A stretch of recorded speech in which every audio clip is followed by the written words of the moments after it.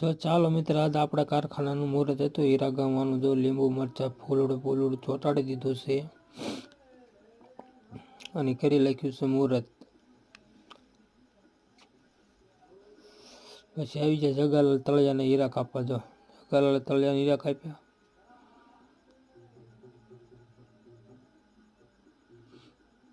પછી આપણે પણ ચાંદલો માંડલો કરીને કપડે થઈ જાય. માતાજીને નાળેર બાળેર વધીને દીવાબત્તી કરીને આવી ગયા.